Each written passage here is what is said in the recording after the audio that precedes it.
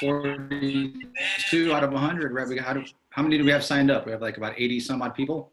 Yeah, when we not too long ago we were at about 89 people, so we might break close to 100 here, and then so we're recording. I'm gonna go live on Facebook. Awesome.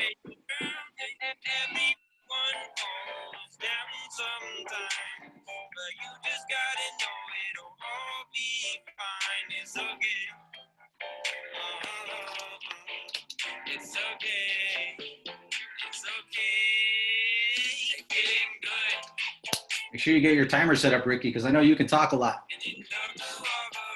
That's gonna be the challenge.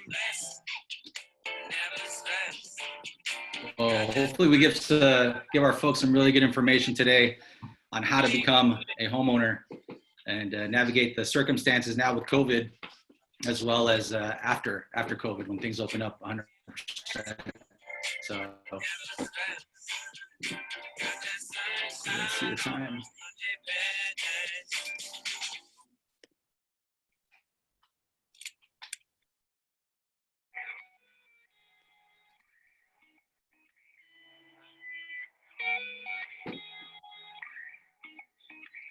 All right. Should you live in the canyon? How big is your mansion? We have about one more minute. Thank you so much. We really appreciate that. This well spent. Give you guys a lot of value. Got time, but got goals. Hey baby, waste your time with me in California. Hey baby, waste your time with me in California. Yeah, I'm better at a 1-0. Now we have to See if Facebook lets us go live. It says here, someone's asking if they can see you. I'll answer back, but essentially only the panelists, myself and Ricky, should be visible. So.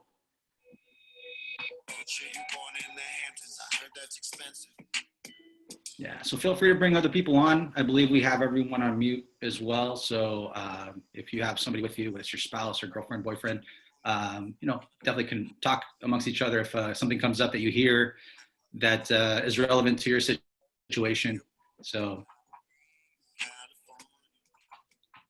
all right. I think we're close to the 12:35 mark. Yeah, we're almost there.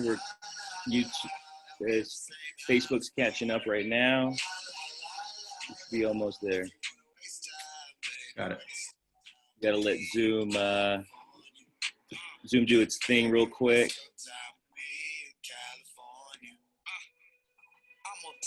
Awesome. We got Alejandro Elias giving you brothers up on the chat group. So, and I also see someone that I know dearly in the group as well.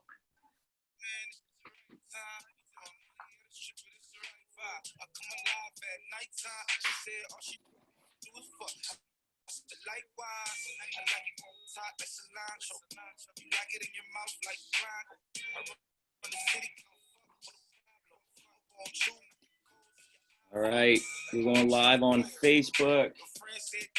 Awesome, awesome.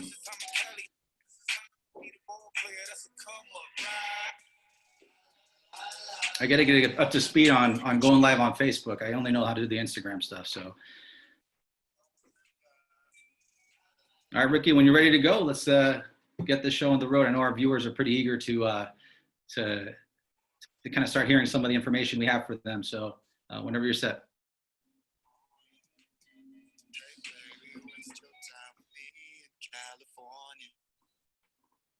All right, let's get started.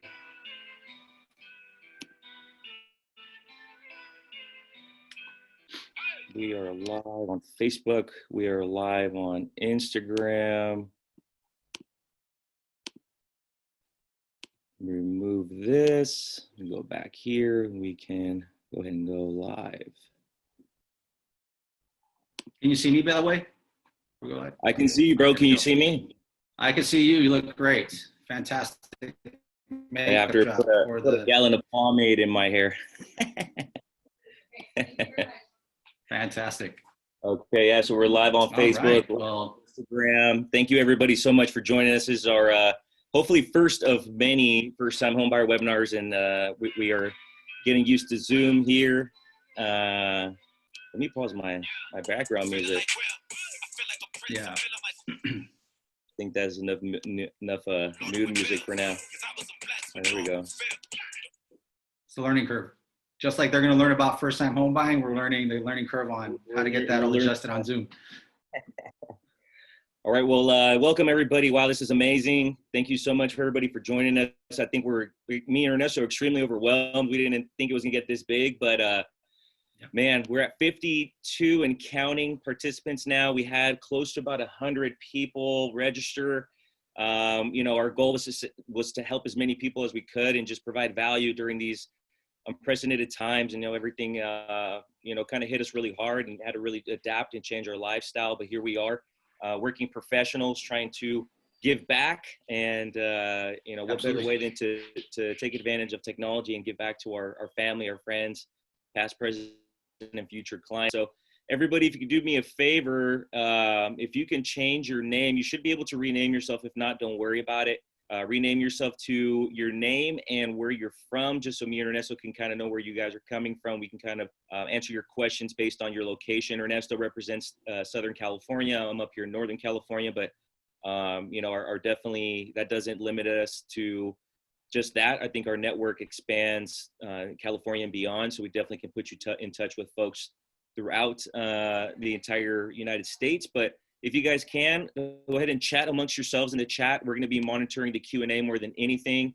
We already have a few questions already coming in. So we're going to most likely try to end with about 15, 20 minutes at the end and try to address as many questions and answer as many questions as we can, you guys. But ultimately, we're going to be discussing, Ernesto and I, back and forth about what we're seeing, kind of market conditions, and talk a little bit about pre-approvals, financing, you name it. We're going to get you guys all the information you need to get on the right path to becoming a homeowner. So, Ernesto, any thoughts, introductions, anything you'd like to say?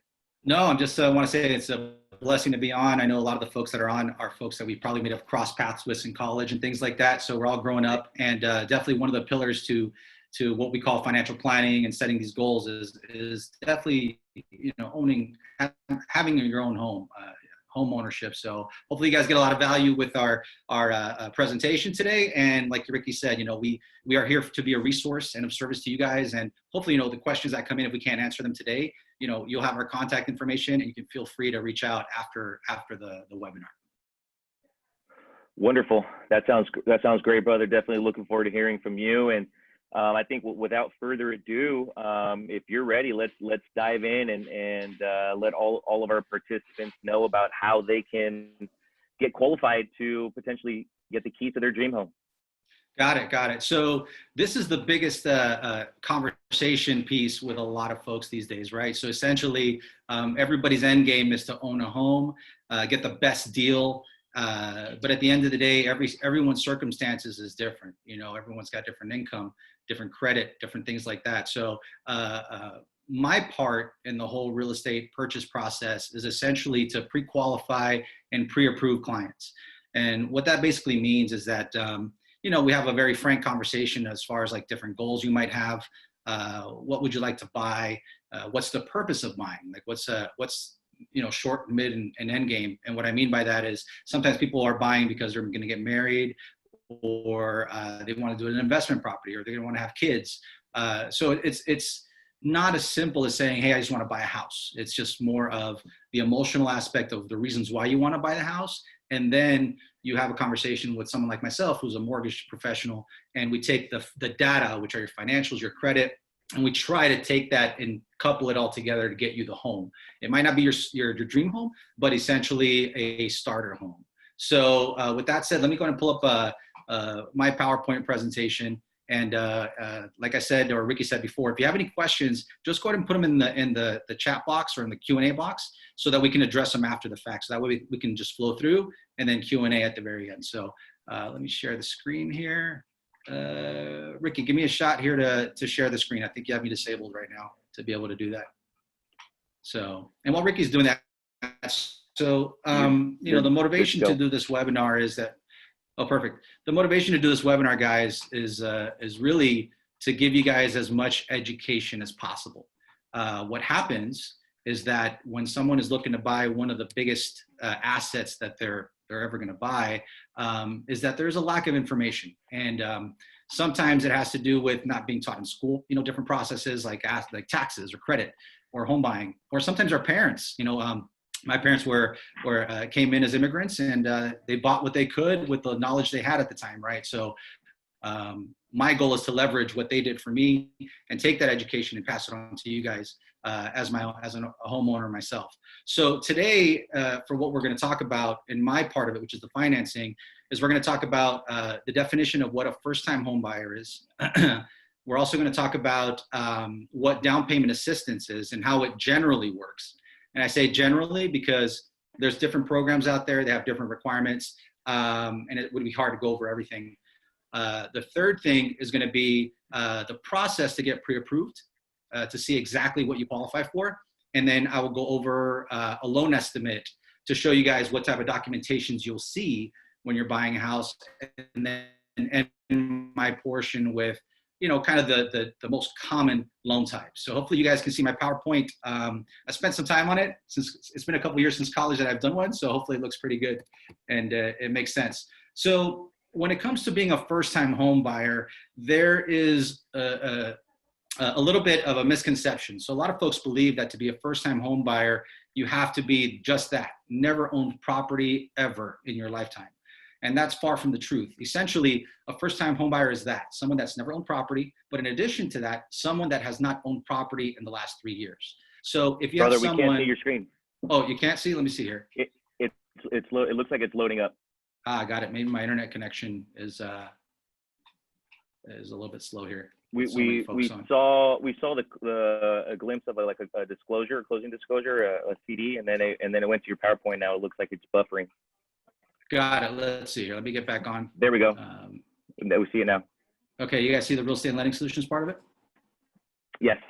Awesome. And hey guys, thank you so much for your patience on this as we work through it. So let's get to that first screen. It looks like it's still loading. First time home buyer. Yeah. So under CalHFA, so CalHFA is California Housing Finance Agency. They define a first-time home buyer as someone that's never owned a home before, or someone that hasn't owned a home in the last 3 years. So we are in 2020. So essentially, if you owned a home prior to May of 2017, you would now be redenominated as a first-time home buyer. Now, this is important because being a first-time home buyer opens up the door to different first-time home buying programs. If you were not a first-time home buyer, you would be restricted to just the traditional lending resources that are out there. I'll get a lot of questions for folks that, you know, their parents owned a home, you know, a couple years ago. They want to be able to take advantage of the first-time home buying piece, and they think they need 20% down or 25% down to buy a house, which, you know, if you think in terms of buying a house for $500,000, 20% is $100,000. And maybe not all of us have access to that money just laying around to buy a house, right? Or maybe that money is actually earmarked for retirement. Let me know if you see the next screen. So essentially, you know, bro, it looks like it's still loading. It still looks like it's loading. Maybe you want to exit and just go through it without in the presentation mode, because we could see it when you exit out presentation mode. There, we could see it that way. Maybe just go that way because it's not loading the other way. Got it. How about here? Like if I click here? Yeah, I can see it. It looks good now. All right. Perfect. All right, so let's move over down to what are the down payment assistance programs, or what is a down payment assistance program? So as a first-time buyer, one of the first things that folks are going to think about is, you know, what my credit is, where do I work, and then do I have the money to be able to buy? So when you're looking to buy a house, the biggest part or the biggest piece of the puzzle is coming down with the down payment, right? So like I said before, if you're looking to buy a house and you need to come up with $15,000, $20,000, do you have that money? And if you do have that money, where is it? Is it in your 401k? Is it in a savings account? Is it coming from a family member? So when a lender is going to lend you money, they're always going to want to paper trail the resource where that money came from. It's more, they want to make sure the money's legitimate, especially after post 9/11. They want to make sure that the money quote unquote is clean, right? It's not El Chapo money. So there's different ways of making sure that the money is seasoned appropriately or structured in a way where we minimize the questions that the bank is going to ask. We don't want them to ask, how the money came into your account, where it came from. We can avoid those things by just planning appropriately when it comes to that. But when folks have an issue with coming up with the down payment, but they're still making a pretty solid income and have great credit, there are programs where, let's say a state-funded agency will lend you 100% of the down payment and 100% or partial part of your closing costs, which we'll talk about a little bit about later. It's tough to tell everyone on Zoom today what programs might be local to them because different areas, different counties might have specific programs. In Oakland, maybe in Contra Costa County, right? Or maybe out in Sacramento or down in San Diego. But the general down payment assistance program that most people look at is called Cal HFA. Cal HFA is essentially a program that says, hey, Mr. Buyer, we're going to look at all your finances in detail. And if you qualify, we're going to give you 100% of what you need to buy a house. Now, you got to keep in mind that when you're buying a big asset like a house, the more they give, the more they're going to look at you. Consider it like if you're lending, if I'm lending money to Ricky, if Ricky was someone that is not dependable, I would want to think about Ricky's history and where he works, can he pay me back to make sure he's going to pay me back, right? So the same thing happens in finance, is that the lending institution will look at you closely to make sure that you qualify and that in the long run, you're going to be able to pay them back for the money that they lent you. And I focus, and I say lent you is because there's a misconception that you as a first-time home buyer are going to be gifted the money, like you are entitled to receive 100% of everything for without having to pay it back, right? So let me get in here into some of the programs that are actually out there. So again, the Housing and Urban Department of Housing and Urban Development has a link that will take you to your town or city or county and tell you what the programs might be locally for you. But in general, most of the time, people will look at the two programs of Cal HFA, like I mentioned before, and GSFA. They work rather the same. The qualifications are very similar. The thing is that depending on where you're located and depending on the restrictions that the program has, you might be able to, let's say Cal HFA might lend to you in Bakersfield, but they might not lend to you in another area. Or maybe they have an income limit and you have to look at different programs. So in essence, when you're looking to buy your house, you definitely want to, talk to someone like Ricky or myself or a local real estate agent or lender and find out what are the resources for you to be a first-time home buyer, what programs might be local to you. I did put the link down here, which I can go ahead and share later on in the chat, so you guys can actually refer back to it if you like, or you can reach out to me later on to get the link to see what would be local to you. Let's see here. You seeing everything clear still, Rick? Yep, I'm seeing it good. It's all good on my end. Okay, good. Maybe the font is a little bit small, but hopefully you guys are seeing everything rather clearly. So the top 4 things to know about being a first-time home buyer, or the first-time home buying program, excuse me. So the first part of it is we did talk about being a first-time home buyer as a definition. So if you know you already have the first check mark. The next thing is income limits.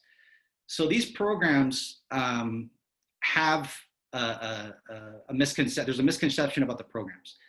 These programs were developed by these different agencies to help first-time home buyers get into homes.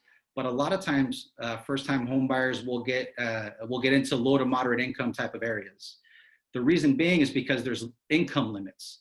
What happens there is that, let's say in LA County, husband and wife can only make jointly $90,000 to be able to qualify for the program.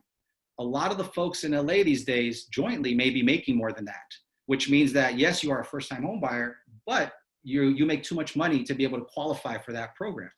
So what happens is that you essentially have to look at maybe another first-time home buying program, or you would go with something like an FHA loan or a conventional loan, and that's something that we'll talk about later.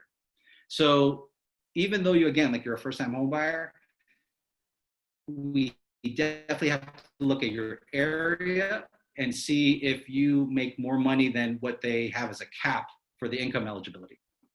The second part of it is the money that they lend to you. And I keep saying lend to you is because they are going to give you what's called a silent second loan. So whenever you buy a house, the first loan is what you owe on the house, right? So typically over a 30-year period of time, you're going to be making your mortgage payment every single month, and you're going to be paying down that first loan. In this case, when you use a down payment assistance program, they'll put on what's called a silent second. And the silent second is essentially the money that they gave you for the down payment and the closing costs. So imagine it's $30,000 that they helped you with to buy the house today. 20 years from now in 2050, you pay off your house. The program is going to come back and say, hey, Mr. Client, hey, Mrs. Client, remember when you purchased your home, we lent you $30,000 to buy this house, and this is how much you have to pay us back with interest. So even though you do have to pay it back, it still allowed you as a first-time home buyer to buy your house today.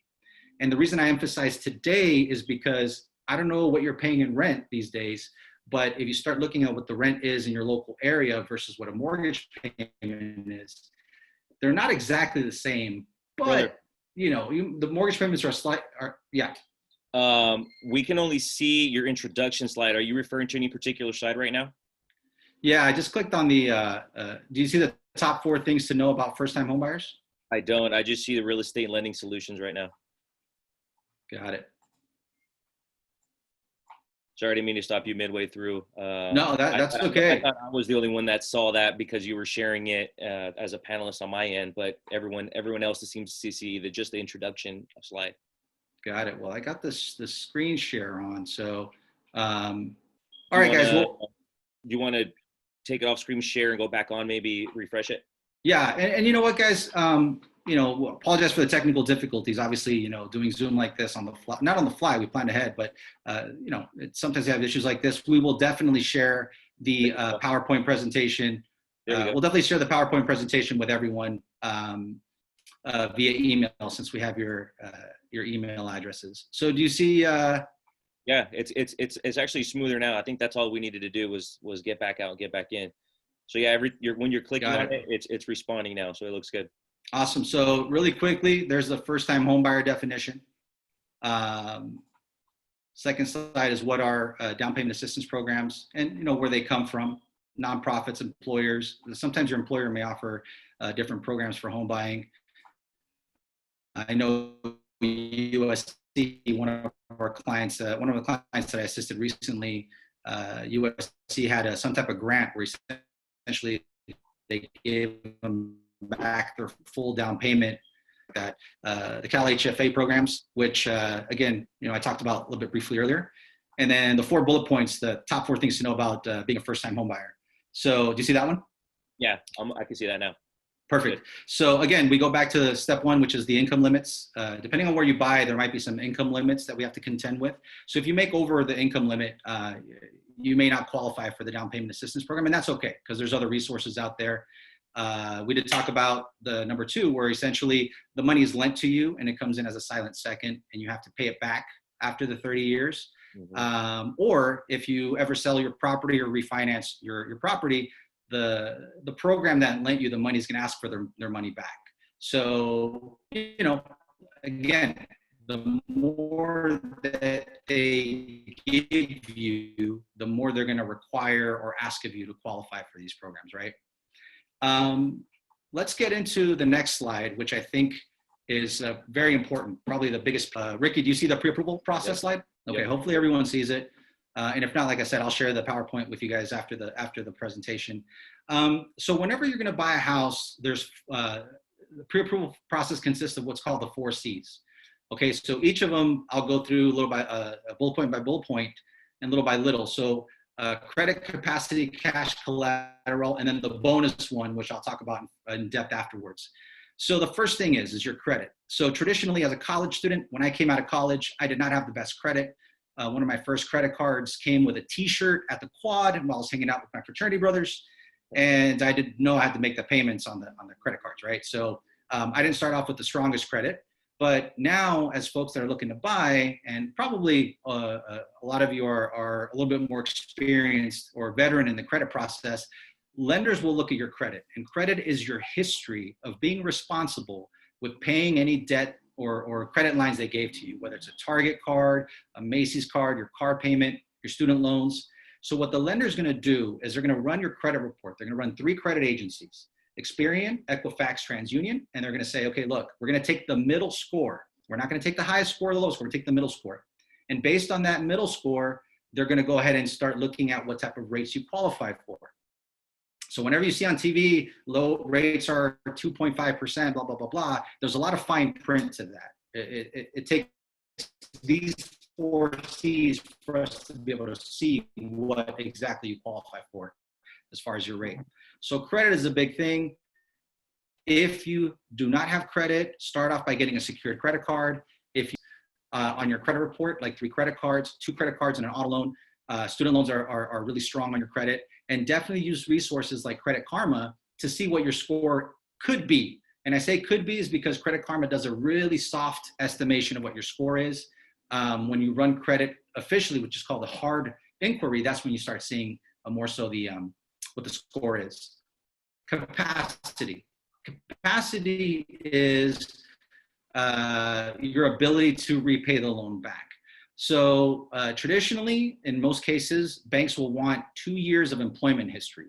2 years of employment history with 2 years of tax returns or W-2s. 2 years typically is enough time for them to see that you are consistently working, you're not switching jobs, which shows a little bit of your character, right? You're staying with the job, you're being professional, you're making an income. So at least 2 years.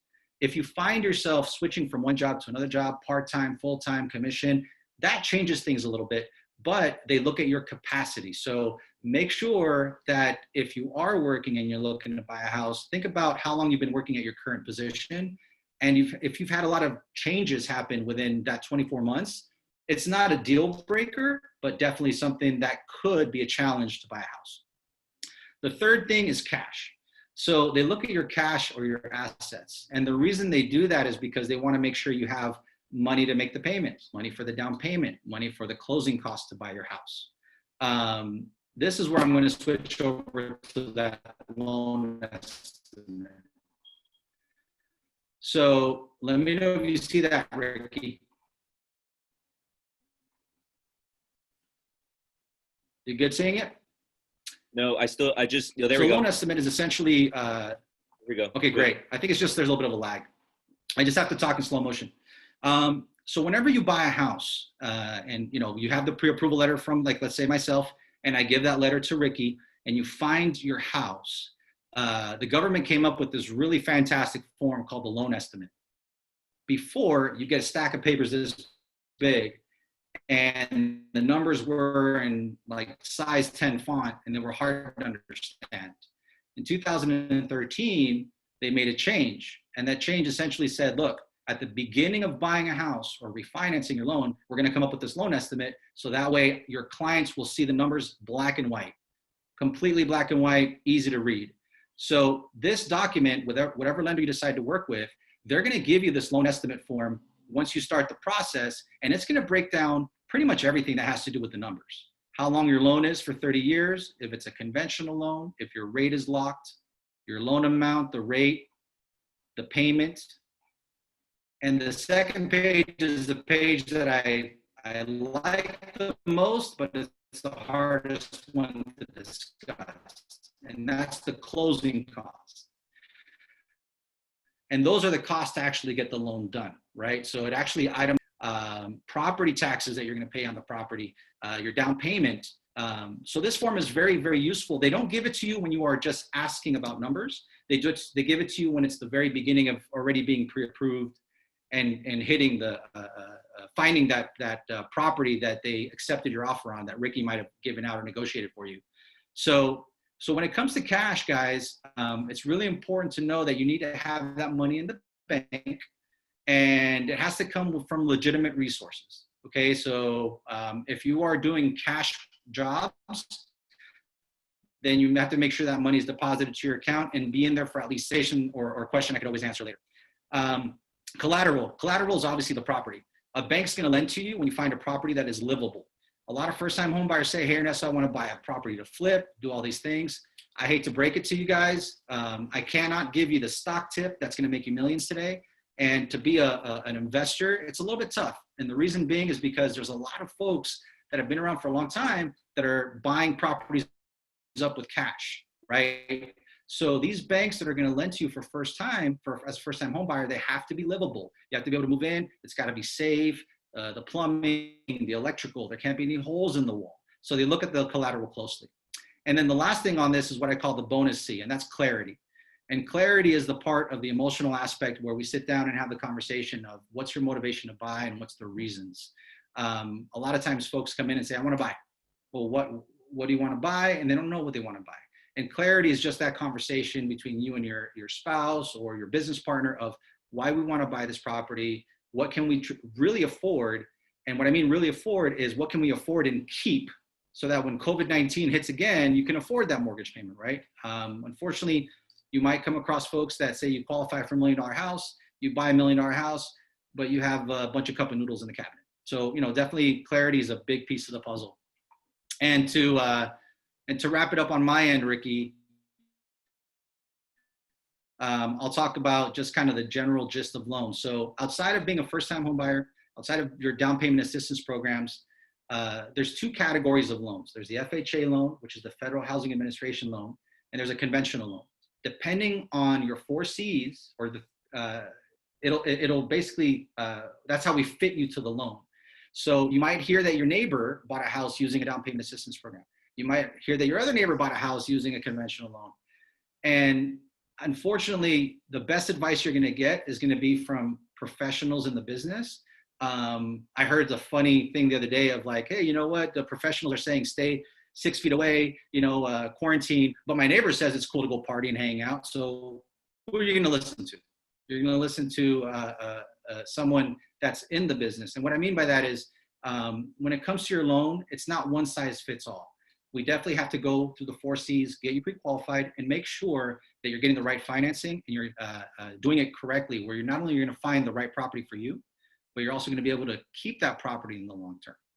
And once I do all that and do those numbers, I take the pre-approval letter with the copy of the credit information and I hand it over to Ricky, just like I'm going to hand over the next part of the webinar to him, because from this point, once he has the pre-approval letter, he actually is going to take you through the process of finding your home.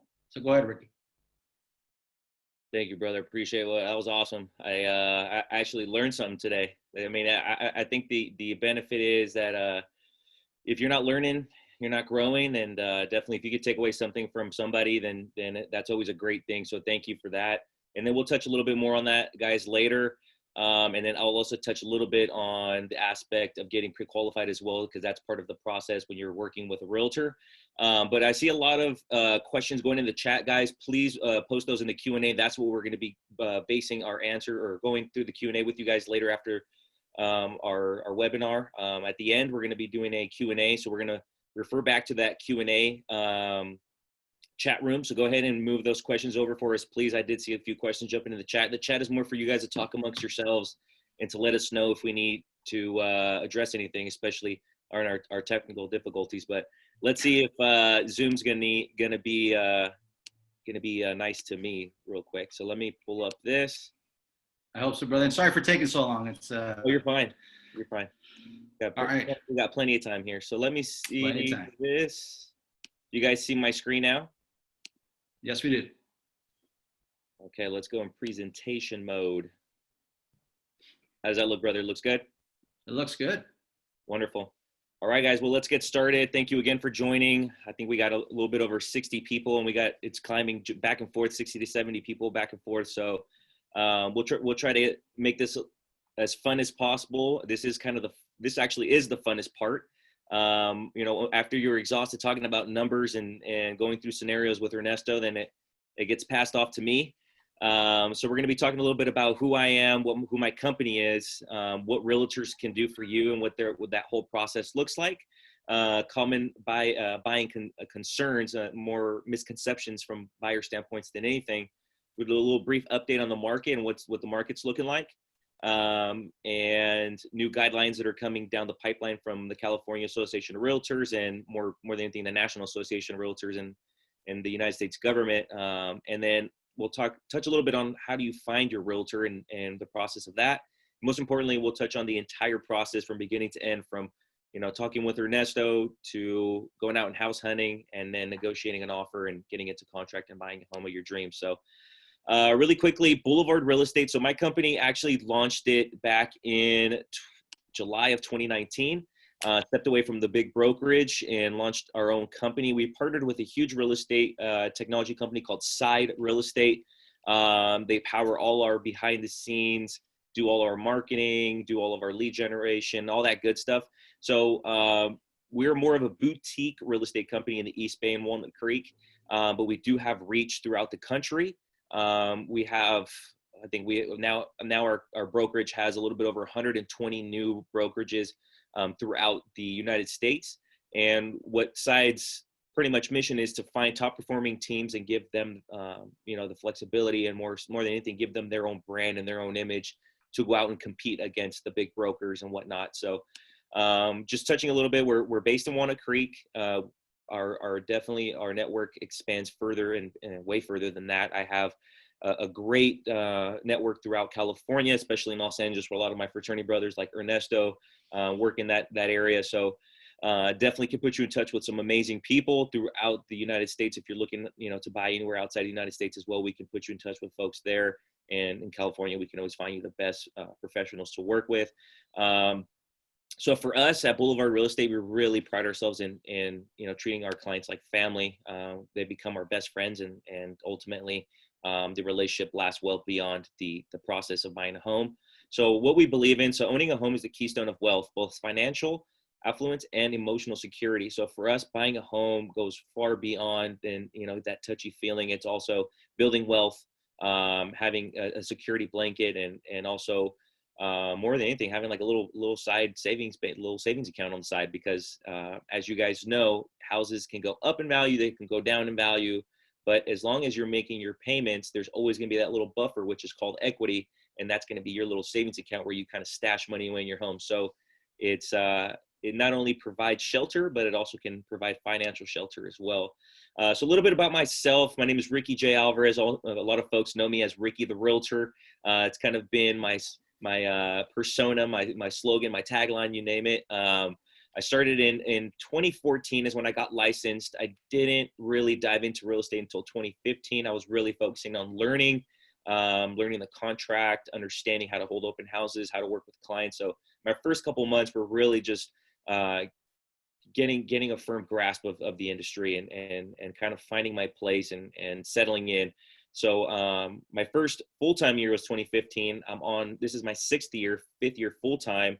I work with first-time homebuyers. I work with investors. I think those are primarily my niches, first-time homebuyers and investors. I love working with first-time homebuyers. I love doing things like this to teach you guys, being able to, because as long as I am able to teach, I'm getting better. And, for me, it's just a big joy, and it's just really gratifying helping somebody reach their real estate goals and ultimately their dreams. So, I love teaching this. That's just why we put this on. We love helping people, and I also love working with investors as well, because I'm big into numbers. I was actually a finance guy and myself, like Ernesto, but I dove into the real estate game just because I just love the interaction with clients, meeting people, and I really like to be social. I really like to go out and meet people and help them in their real estate endeavors. So ultimately for me, this is, I think, the perfect industry, and I wouldn't have chosen any other industry. And I don't see myself leaving anytime soon. So I'm here for the long haul, and I'm here to build relationships and help people along the way. So, so let's jump into it. Let's talk a little bit about how our partners and people we align ourselves with can help you with your real estate goals. So what we can do for you. So essentially we help you guys visualize your dreams. Our goal is to attain your desired results and also to match your price and your price range and be within your budget. It's not our job to break the bank. It's our job to align you and make sure that it's not a financial burden. Buying a home should never be a financial burden. That's why you're going to speak with someone like Ernesto to make sure that the finances are very clear, very transparent, and align you with your current financial goals and stuff like that. We don't want you to be having top ramen every night. That's not our goal. Our goal is to essentially, substitute your rent for a home and be able to have a smooth transition, and sometimes even save you some money. And like I said, you're going to be building wealth by paying down on your loan and building equity in your home, and just have that pride of home ownership and be able to invest in your home as well. So that's ultimately our budget, is to align you and make sure that you're providing you the best fit, and essentially that you're happy, your family's happy, and that house becomes a home, that you come home to that house every day, and it feels like your home, and you just get that pride of home ownership and that joy of being able to have that property, that home, that's yours. That's essentially our goal here. And also to find your dream home. We want to essentially put you in touch with a lender and a realtor that's gonna work tirelessly to find you that place to call home. So that's ultimately our goals, and that's what we're here to do for you. And touching a little bit on buying concerns. So buyers usually don't know what they're looking for. They don't know, where to start. They feel that it's going to be a financial stress, that they're not maybe qualified, they don't make enough money, all kinds of stuff like that. So, it's our job as professionals, to give you all the information we can, to walk you through the process, to ensure that you guys understand everything, and that ultimately that you're comfortable making this really big financial decision, because ultimately this might be the biggest financial decision you ever make, is buying a home. So we want to just make sure that we're explaining everything to you, we're very clear, and that we communicate with you along the way. And it's our job to hold your hand along the way, as much as you'd like us to hold your hand, and maintaining social distance. But more than anything, it's just being there for you guys, and ensuring that that you're making the right decision, and giving you all the facts and that you need to make that financial decision. So we're here to listen. We're here to help you guys. And so we're going to talk a little bit about how do you find your realtor who's going to ultimately go out and do that house hunting, that negotiating, and find you that right place.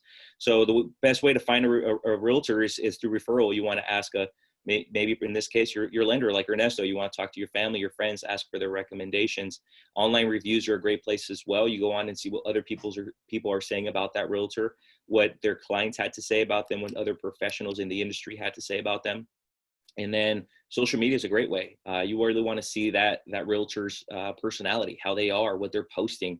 If you can align yourself with that person, because you're going to be spending a lot of time with that realtor, and you're spending a lot of time with Ernesto on the phone and myself. So you want to make sure that you're comfortable with that person during the entire process. You don't want to dump your realtor or your lender midway through, because it will cause a domino effect, especially if you're in contract. You really shouldn't dump anybody, because it'll just put you in a position not to reach your goal, and it'll be more than anything, it'll be a burden on yourself on maybe perhaps even closing on that property. So make sure from the get-go that you talk to a few people. I always recommend you talk to at least 2 lenders and 2 realtors, at least. Get a good feel for them, understand what they have to offer and what they're willing to do for you. And especially if they have time for you, ask them how much clients they have, what areas they work in. You really want them to be experts in the area you want to buy, so they can provide you insight on, certain aspects of the neighborhood, or certain areas you should look for, or about that great new restaurant down the street, or that new shopping center, or what's coming to that area. So just make sure you find someone who really aligns with your personality, aligns with your goals, and more than anything is an expert in that field. So we're talking a little bit about the real estate market, you guys. There's a lot of concern about what's going to happen to the real estate market, what it's looking like, if it's going to crash. So this is just a little tidbit of what the market has done in the last 5 recessions. So we don't see this being a 2008 all over again. That was a whole different scenario. That was mortgage-backed securities, people lending to folks who didn't qualify, and then those loans being sold on the stock market to just cause a huge domino effect in the real estate market. So ultimately, real estate does perform very well after recessions, and we are currently in a recession. The economy is, hopefully going to start to stabilize as we open up a little bit more and the economy starts to move. But the real estate market is very cyclical. So anytime something occurs in the real estate market or in the economy, the real estate market will positively or negatively respond to that certain scenario, or that whatever is going on in the economy at that time. So we definitely feel like it's going to be a lot stronger. We definitely feel like the whispers between realtors is that it's going to respond positively. We may see some price drops in some areas that don't have the demand to keep up. And we're talking about areas that really don't have the local economy, or perhaps don't have the jobs to support that local economy. So we may see a little bit of correction in prices, and I'll talk a little bit why we're going to see a correction in prices in addition to other factors. But one thing I want to touch on is specifically the Bay Area market. And this is also very similar to the LA market as well. There's just so much demand in those markets because of their location, ease of transportation, convenience. All those things really add to the desirability of those areas. So the growth tends to happen after there's cycles every 5 to 7 years. Real estate's a very cyclical market. Stuff goes up, stuff goes down. So I think the interesting thing here to see is that every time that there's been a negative or a drop in the real estate market for any reason, whether it's a recession, whether housing bubble where 2008 happened, where people are lending and not really doing their due diligence to ensure that those folks can qualify, and it just caused a huge, like I said, domino effect that ruined put people out of their homes and just created this huge misfortune. And it was very, very sad. And we don't ever want that to happen again. That's why guidelines have gotten much more strict, and realtors who are very savvy are not supposed to put you in a position to ultimately fail. We don't want to have you overextend yourself and put you in $1 million home if that's not where you want to be, and if that's not what you qualify for or that you can afford at this time. So the good thing is that real estate is an essential service, and the fact that National Association of Realtors and California Association of Realtors is working with the U.S. government on ensuring that we're doing everything we can to keep our clients safe. So in the Bay Area, and I think it's same for Los Angeles, we are now able to show occupied homes, which is a great thing. But we're, of course, have to be very, very safe. Wear protective gear, wear gloves, bring sanitizer, wear a mask, and keep, 6 feet away from everybody. But ultimately, the goal is to get you in the home to get a good feel for it, because obviously listing agents are being very savvy and putting virtual tours online, doing some really creative marketing, doing open houses via Facebook and Zoom, etc. So you get a really good feel for the house without being there, but you definitely have to go and get a good feel for the home and actually get the vibe from the home and get a look from your own two eyes without actually seeing it virtually. And the good thing is that we're now able to do that, which is going to hopefully, and we're starting to see it, move the market a little bit in the right direction. So this is a really important graph I wanted to show you guys. So as you can see, that orange line is this year, and that blue line was 2019. And these are all pretty much all the data for the showings in the state of California. So as you guys can see, that orange line is going right back up to where we were last year. And you see that huge drop right after shelter in place, where showings were almost non-existent. We were not able to see houses. We were kind of waiting to see what the California Association of Realtors told us, and our local Association of Realtors, what they advised us to do. But this is actually a great graph because it shows you guys that people are back in the market. They're super interested. And then really quickly, I'm going to show you guys, if I can,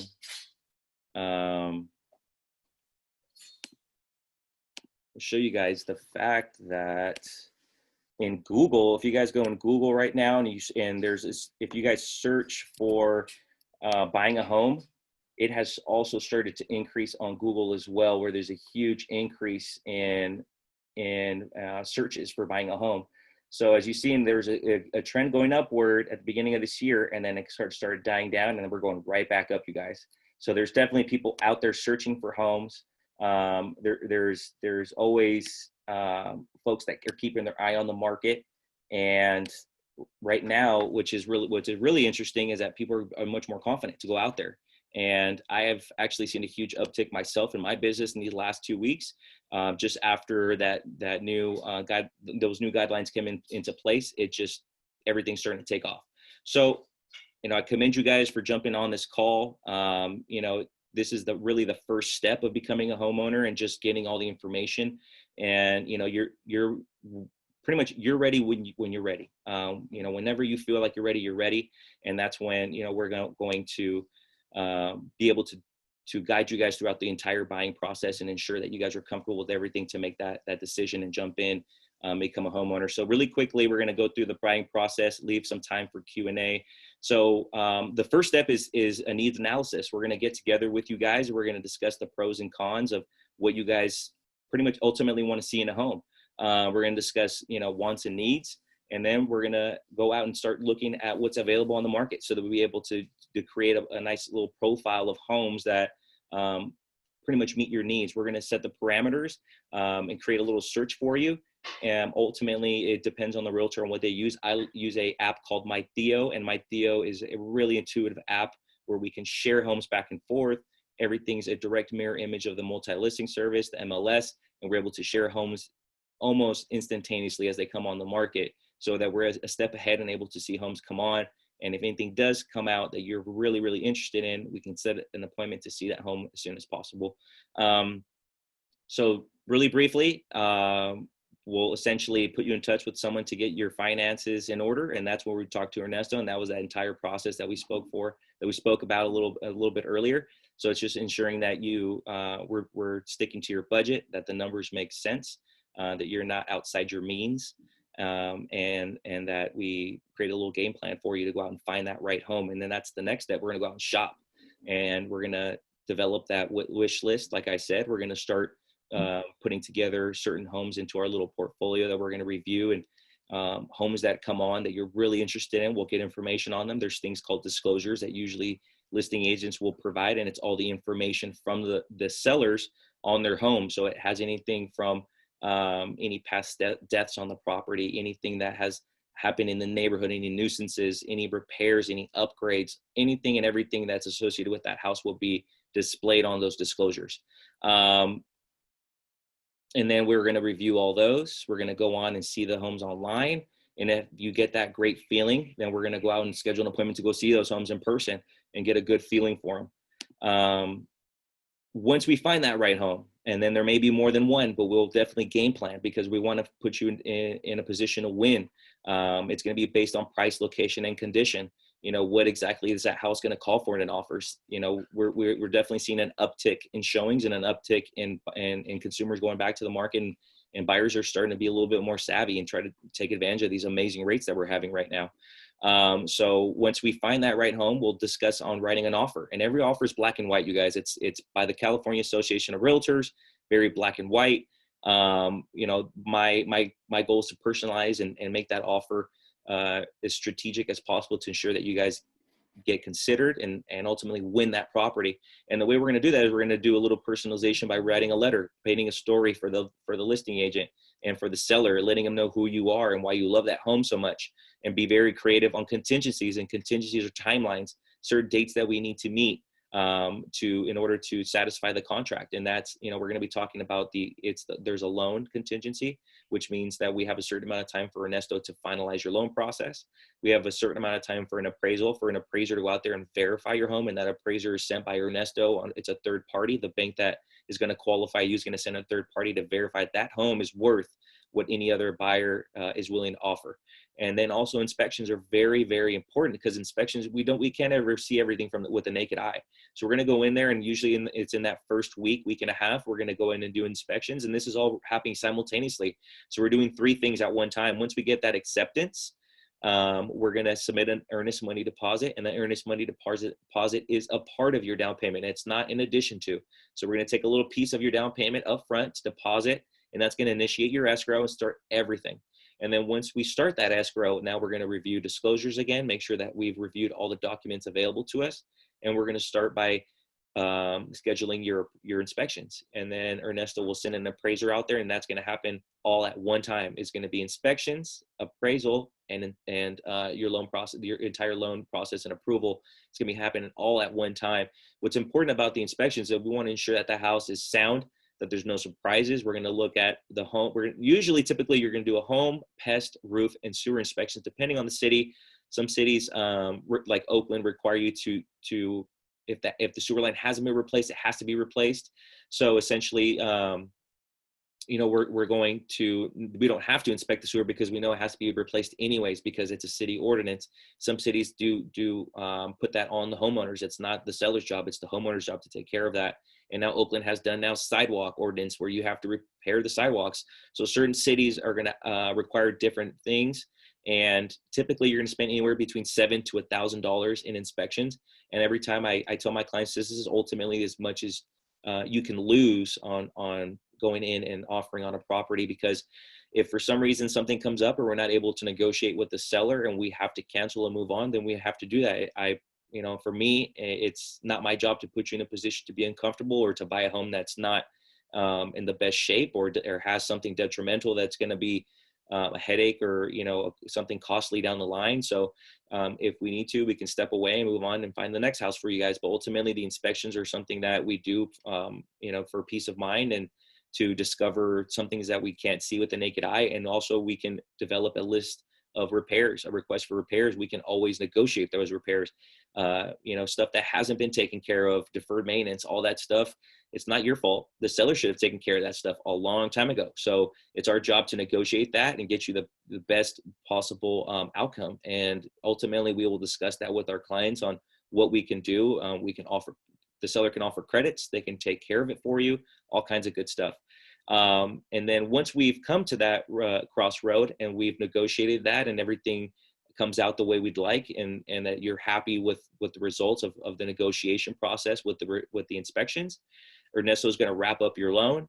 The appraiser is going to create their appraisal report. You're going to get that, and that's something that you pay for, and that's something that you keep.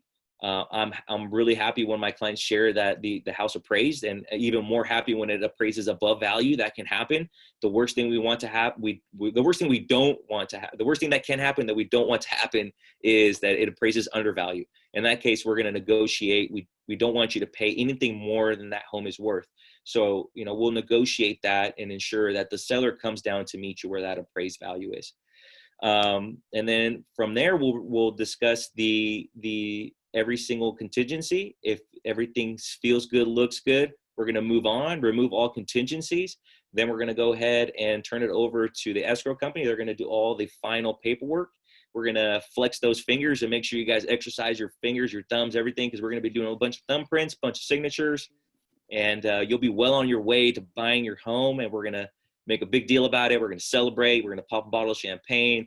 It's going to be a big deal because it is a big deal. Buying a home is not an easy process. It seems very complex, but like I said, we're going to hold your hand throughout the process, make sure that you're understanding everything that we're communicating with you, and that you're never left in the dark. You know, there should be no gray area in real estate. We're going to make sure that everything is communicated over to you, and that you're ultimately, like I said, very confident in your decision making.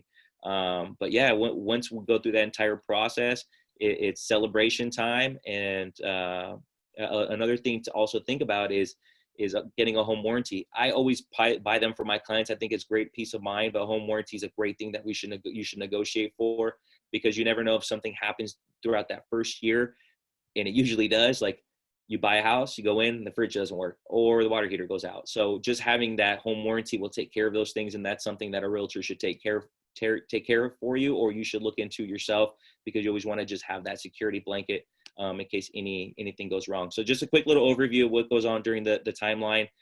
Day one through day 30, typically it's a 30-day process.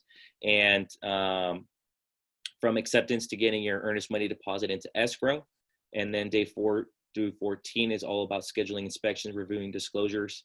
And then day 15 through 17, we're doing all the final loan process and scheduling your appraisal and getting that all done. And removing all contingencies and doing your final walkthrough. We want to go back and review that house before you go and sign your final paperwork, because we want to make sure that house looks identical to when you first saw it and you're still in love with that house. So once we do the final walkthrough, we'll remove all contingencies, go to the signing table. Like I said, we'll flex fingers and thumbs because we're going to be signing a lot of paperwork, and then you'll be well on your way to receiving the keys to your dream home, and you're going to be a homeowner. So this is my contact information right here. Go ahead and jot it down if you guys want to get a hold of me. I'm going to post up my my social media stuff as well, if you guys want to take a quick snapshot of that. But ultimately, that's it. I know we ran a little bit over. We want to leave as much room for questions, but It looks like we got a bunch of questions to answer. So, as long as you guys want to stick on the call, we're going to go through all these questions with you guys. And ultimately, that is our first time homebuyer webinar. We appreciate everybody, and thank you so much for joining us. And ultimately, I'm going to stop in talking because I'm going to continue to be on here and not shut up. But I'm gonna hand it over to Ernesto to do final remarks, and then I'm gonna go look through your questions so we can answer these for you guys. But once again, thank you guys so much for joining. We appreciate you guys very much. Awesome. Take it over, brother. You got it, man. Hey, first of all, great job, Ricky. That presentation was amazing. I already own a home, but you make me want to buy another house. I know my wife wants another house, so our two little girls can, grow into as well. So, but before we get to Q&A, guys, while Ricky's looking at it, we want to thank you again for tuning in. We really appreciate you guys. It's our first one. We have over 50 attendees. And as far as the process of buying a house, it can be intimidating, but the most important part, guys, is I always say it on my Instagram, it's planning. It's sitting down, having a really open conversation with a mortgage person to make sure you're pre-qualified, pre-approved. And then if you are, and those numbers look good to you, get someone like Ricky. I mean, you've heard him speak. You saw the information he gives. He gives a lot of value.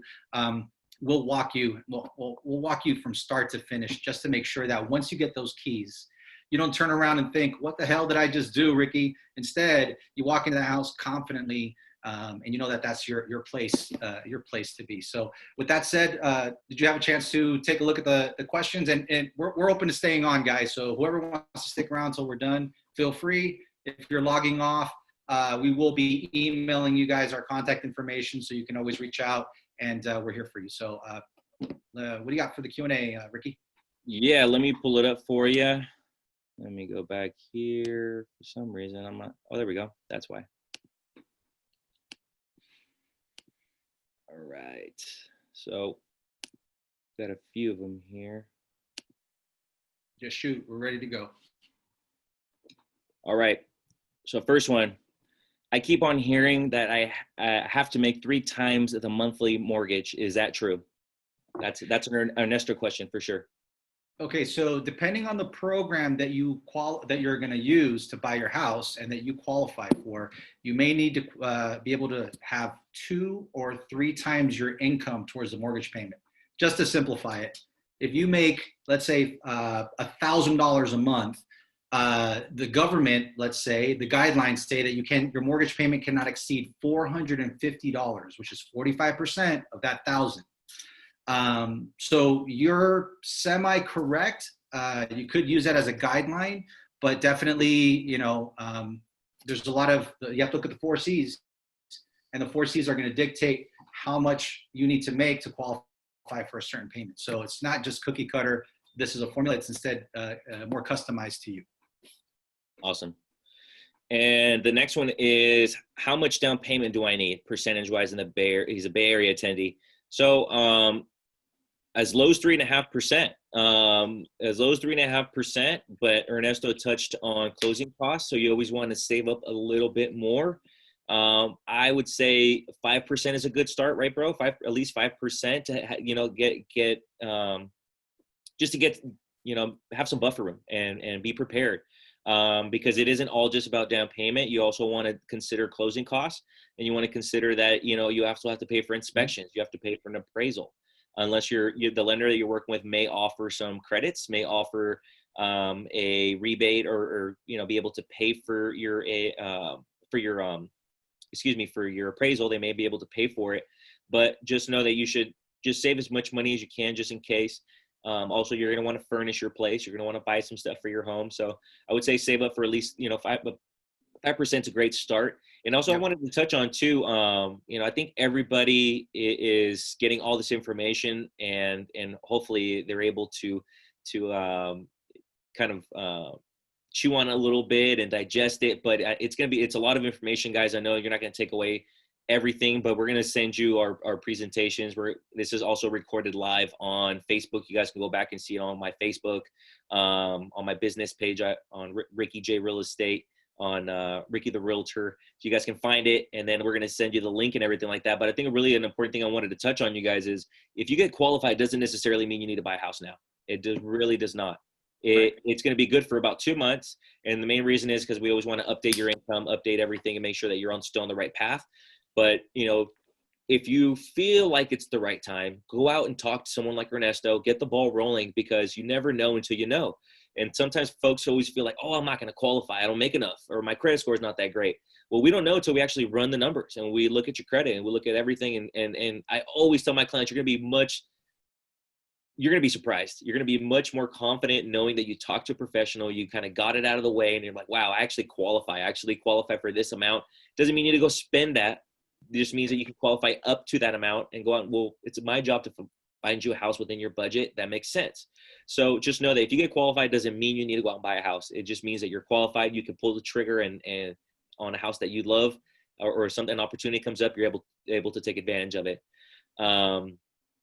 Would it be possible to share the graphics and documents? Yeah, of course. I'm gonna send you guys my presentation. All those graphics and stuff are in there. Tips for looking at houses out of state. Well, I would say the best thing I can tell you guys is align yourself with professionals in that state. I have a great network. If I don't know somebody, someone in my network does know somebody. So if you guys are looking at buying a house out of state for whatever reason, if you're looking to invest and take advantage of, some markets that are some markets that have some opportunities in certain cities or throughout the country, I'm happy to put you in touch with anybody that I know that's in that market, that's an expert that can be able to guide you and help you reach your goals. So yeah, definitely, if you're looking for an out-of-state property, let us know. We can definitely try to align you with somebody that works that area. We had a question about your slides. Is it supposed to be the first slide? No, it wasn't. Yeah. No, it wasn't. We had some technical difficulties. It wouldn't go back to Ernesto's presentation, but It's okay. We'll email those out, and you guys will get them. So the next question I have is, if a townhome was transferred to me via refinance loan, can I still potentially qualify for a first-time home buyer assistance? Well, that's a tough one, bro. I think you can touch on that one a little bit better. Yeah, that one is a tough one, because the rule is essentially if you have any home ownership. So you may not be on the loan, but if you are on title, there's a good chance that you may not qualify for the first-time home buyer program, depending on the program. So what I would say is, if you have the opportunity, you could always email me back once we send out the email and provide me with the address. And I can really take a look at title and see how the property is vested. And we can talk a little bit more about how the financing is on that property. But in general terms, if you own a property, even if you're on title, you may not qualify for a first-time home buyer program. Right. And you usually qualify for a first-time home buyer program after every 5 years or so, bro. Is that correct? 3 years. Oh, 3, even better. Even better. Great. Ideal interest. I think they're talking about ideal interest rate. I'm not sure what interest, but typically we're in the mid 3s, right? Yeah. So on a 30-year loan, let me backtrack real quick. So depending on how much money you're putting down, your credit, and the property, your interest rate could be different. That's why I get a little bit annoyed when I see these commercials on TV, and then folks will say, hey, the rates are at negative. And the truth is that it's very circumstantial based on your particular situation. Right. However, rates today on a 15-year are about 2.625, 2.75. On a 30-year, you're looking at 3.5% roughly or below. The thing is, again, we didn't touch on mortgage insurance. It's something that I do talk extensively with my clients, but whenever you're putting down less than 20%, your rate could be potentially a little bit higher than the average, and you have the added cost of mortgage insurance, which again is something I didn't cover, but I'm happy to have a discussion with anyone that reaches out. What's the difference of going with a credit union or a bank for a loan, or going with you, Ernesto? I'll touch on it real quick, because I get this question all the time, and I think it comes down to the money's green no matter what. The money's always going to be green. I just think it comes down to the ability to be flexible and get you a different program. Ernesto isn't limited to one bank. Some lenders are. If you go to Bank of America, you're only going to get Bank of America programs. If you go to Travis Credit Union, you're only going to get Travis Credit Union programs. The money's going to be green. it doesn't matter where the money comes from, as long as that you're qualified and that you're comfortable with what those numbers look like, and that ultimately it's not going to be a financial burden for you, and it's going to be a nice transition. But I think it comes down to the programs that you're able to offer, right, brother? Yeah, I'll also add to that. So he's absolutely right. But what I will add to that is, there's a lot of fantastic bank loan originators. I know a lot of them. I used to work at the bank for over 15 years. But what happens is that as a small business owner, as a broker, we are 24/7. We are available to answer questions. We've seen a lot of different transactions. So whenever you go to a bank or a credit union, depending on the experience that loan originator may have or may not have, those things will come up when it's time to do your loan. So just to tell you, when I left the bank, I had my mortgage loan license, and all I had to do was take a 2-hour webinar course. When I left the bank, I had to take a federal and state mortgage loan originator test, in addition to get my real estate license. So there is maybe rate wise and the money being green is the same, but as far as like who's going to be your quarterback and help you, or not your quarterback, who's going to be part of your team to help you get that property and negotiate it properly, adjust when there's an issue. I would say that's where brokers are better. Awesome. We had a question about getting a list of programs available. I can't remember her name, but I just, actually, here it is. I answered it. So Elizabeth Gutierrez, I sent you a link to Cal Hafa's website. For other programs, I believe you can go on like FHA's website. I'm also going to tell her also. You can go on HUD. HUD has a specific list of, especially in California, of all the different counties, and it'll tell you the majority of what's available. And then if you're making a comment to her, if she's not on, we can always email her too. But if you're working in a certain industry, whether like let's say you're a teacher, a firefighter, a police officer, there may be programs offered by your employer, or there may be grants offered by your employer to help you qualify for a house too. So just keep that in mind. What would you consider a good credit score? 660 and above, right? Yeah, I would say a 680 would be the number for you to get pretty much, I want to say exceptional everything, but the pretty good rates, less questions. Once you go below 680, 660 to 680, it works absolutely fine. But once you go below the 660, it's kind of, when you look at your buddies, it's kind of like that buddy of yours that you lend $20 and you're like, I don't know if I'm gonna get that money back, right? So they do. So 660 and below, you can get financing. Under COVID-19 right now, they're being very strict, so maybe not this second. But you definitely want to work on getting your score up over 680 at the very least. And if you are an overachiever and you want to get like exceptional rates, go for 740. The only thing I'll tell you though is that I've had folks shoot for 740, and sometimes they miss opportunities because they're spending 6, 8, 12 months fixing their credit to go from 700 to 740, and they just spent $24,000 on rent. So in that conversation we discuss what those scores would be and opportunity cost. All right, so we have quite a bit. I'm down to answer all these as long as you guys are willing to stay on. We're going to answer these. So, how do Chapter 7 bankruptcies affect qualifying for a loan in terms of home buying? What does the timeline look for being able to qualify for something? I got that one. Yeah, go for it. I was just going to say, Yeah. You have to wait some time. So. Yeah, so depending on the type of bankruptcy that you file, usually on a Chapter 7, it's 2 years from the discharge date. So let's say you finalize the bankruptcy January 2018, but it was discharged June of 2018, then you have to wait until June of 2020. Even though that's the general guideline to wait 2 years, I always suggest folks for anything, but in this particular case, talk to a lender, because we want to see the discharge paperwork, because even though discharge paperwork means it's done, we still want to see the intricacies of it, because there might be something in the legal documentation of the discharge form that says something that might stop us being able to get you a loan right away. So 2 years is the general, but there could be situations where it might be longer than that.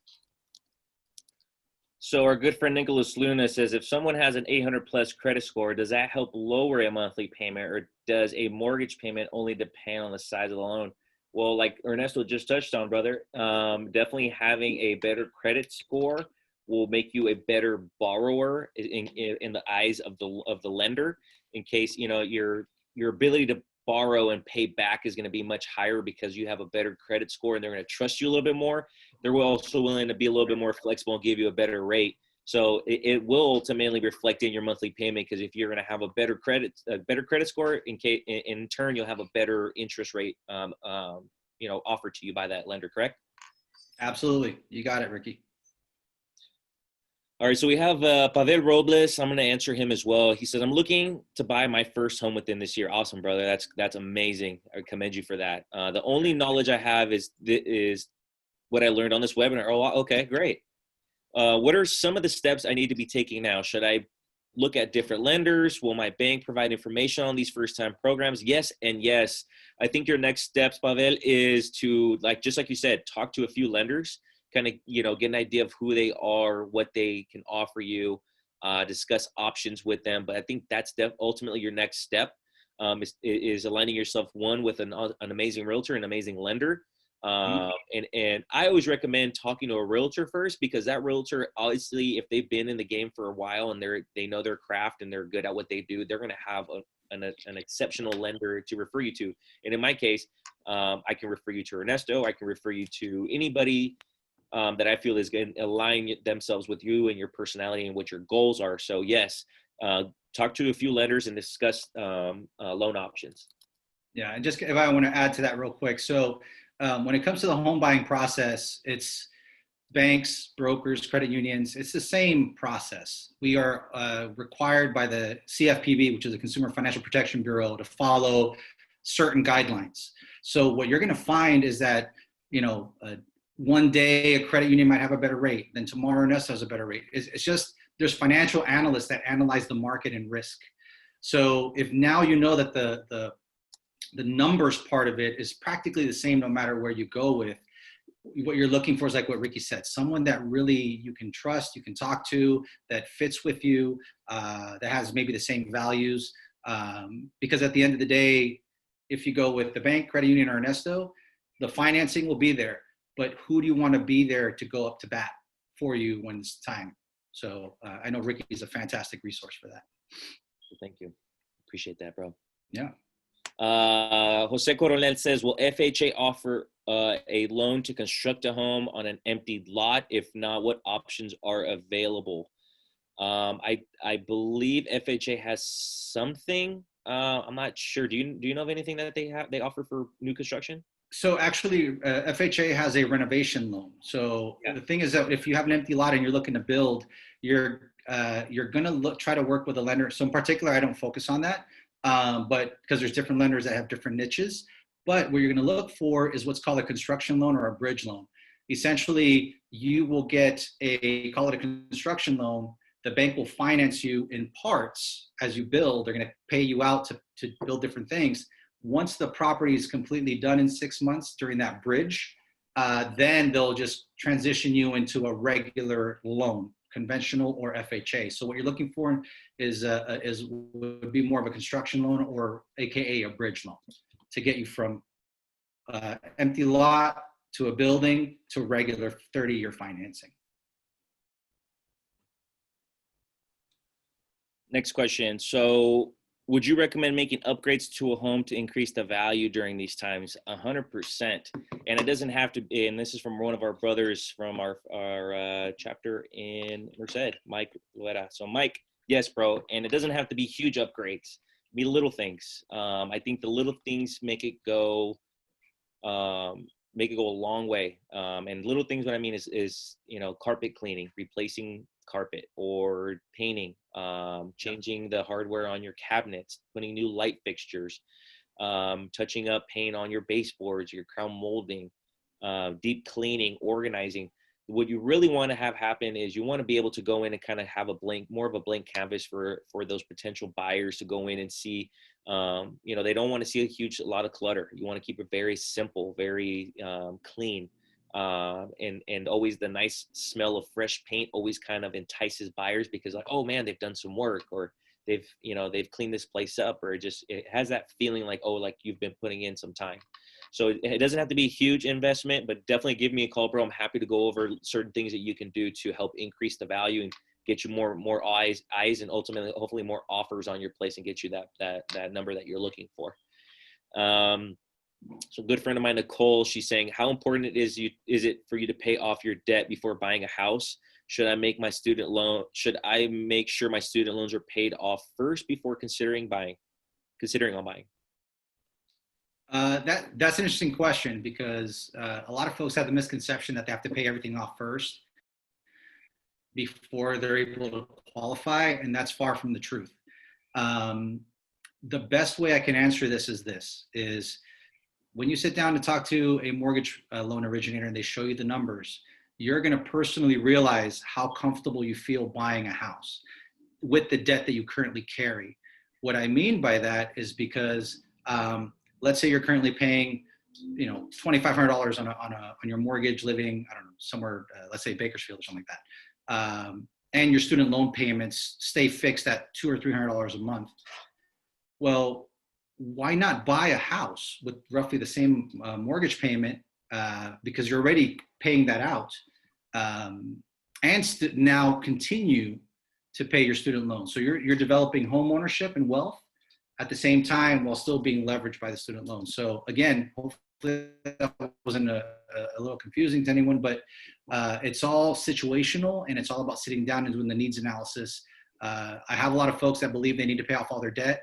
We do the numbers, and it turns out that they can buy a house and still comfortably pay off their debt, but now they're paying their debt owning a home versus waiting. Awesome. That's great answer. And yeah, ultimately you don't know till you know. So definitely contact a professional. Don't be afraid to take that first step. Obviously, you guys took a great leap jumping on this call with us and trusting us. So next question from one of my cousins. Do you recommend first-time home buyers make offers on a few properties rather than throwing all your eggs in one basket? Do sellers favor a more experienced buyer? What is the average buying cycle post-lending approval? 15 or 30-year mortgage? Do you strongly recommend one or the other? Oh, yikes. You kind of threw all these questions at me, brother. Yeah. So just to go based on your first question, I think when you're a first-time home buyer, it's about finding that right place, and going out and being aggressive to see them and get a good feel for that property. I don't necessarily mean you to throw out a bunch of offers. We'll be very strategic on finding that right property, and making that offer very motivational. There's a few things we can do by maybe shortening up our time frames, because I can get inspectors out there in the first couple of days. Ernesto and the majority of the lenders I know can work really quickly on getting your loan qualified and getting an appraiser out there. So typically, folks are doing 21 days for loan contingency, which we can tune that down to at least 2 weeks. 14 days is more than feasible. Appraisals, people are saying 17 days. We can get that down to about a week and a half. And inspections, we can get inspections done within the first week. So it's all about being very strategic, and making a really clean offer that is going to be considered by the listing agent and their seller. And it's all about just being very straightforward and honest with you. I will let you know and guide you on what you need to do to potentially win that property. And ultimately it is your decision whether or not you want to go with my recommendations, but I will give you my utmost in honesty and let you know that this is what we should do in order to get this house. And I will ask you, how much do you love this house? Because this is maybe what we're going to have to do to get it. And, it's my job to review comparable sales, see what homes have been selling for, have a great relationship with that agent. I want to be able to talk to them and let them know how serious not only you are, but I am on making this happen for you. So just setting that relationship up from the get-go with that listing agent goes a long way. Do sellers favor more experienced buyers? They're not going to know if you're more experienced. I think that's up to your agent to make sure that you look experienced on your offer and make sure that the agent puts together a really nice offer that's going to get accepted. Ultimately comes down to how the agent writes the offer. like I said, it's very cookie cutter. Every offer is the same. It's all black and white, all made by the California Association of Realtors. There's nothing different about it. It's about what we put in there as far as the timelines, the numbers, and then adding that personal touch goes above and beyond. Just giving that seller a little bit of story of who you are, why you want to buy their home. It goes a long way. Average buying cycle, post lending approval, it just all depends on finding that right house for you. If you know, typically it takes a couple weeks. I mean, I would say about a week or two to find that right place. It's sometimes way more faster than that for others. It just depends on what's on the market. Inventory is still very slim in certain areas, and we definitely have a good idea of where the market's going to go. I think our spring market's going to be moved to summer, and our summer market's going to be moved to fall. I think we're going to have a good demand these next few months, and it's starting to go in that direction with the guidelines getting a little bit more loosened up on what we can do as realtors and showing property. But ultimately, it's about finding that right property and making sure that it looks right, feels right. But sometimes that right house may be on the market already, and you're getting qualified, and it's there, and we make an offer, you get it. So it just really depends on the circumstance, and it depends on your wants and needs as well. 15 or 30-year mortgage, I'll let you touch on a little bit, bro, but it ultimately also depends on your financial goals. And if you're willing to pay a little bit more, because your 15-year fix is going to be a lot different than your 30-year, because the payments are spread out over 15 years or 30 years. So it just really depends. If you can afford it, there's better rates involved on a 15-year loan mortgage, but it just ultimately depends on your financial goals, right, bro? Yeah. So 15 or 30-year goal, 15 or 30-year loan, I typically recommend first-time home buyers to go with the 30-year, unless their income is, exceptional. And the reason being is that, at least the strategy that my wife and I followed when we bought our first home was, what if, one of us loses our job? We don't want to be committed to a 15-year payment, which is, let's say, double the payment, right? Maybe it's not that high, but let's say double. Additional things that when I discuss with clients is, are you going to have kids? Private school? Who's going to be around to care for the child?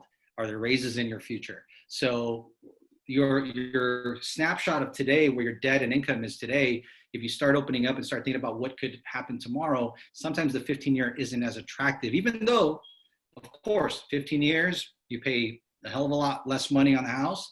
But I only suggest folks to do that when they make exceptional income, and that income still supports them being able to get those cars, being able to maintain the house, being able to pay for schooling, all the debt that they have. So it's a very fine line with the financial planning part of it, that 15 or 30-year.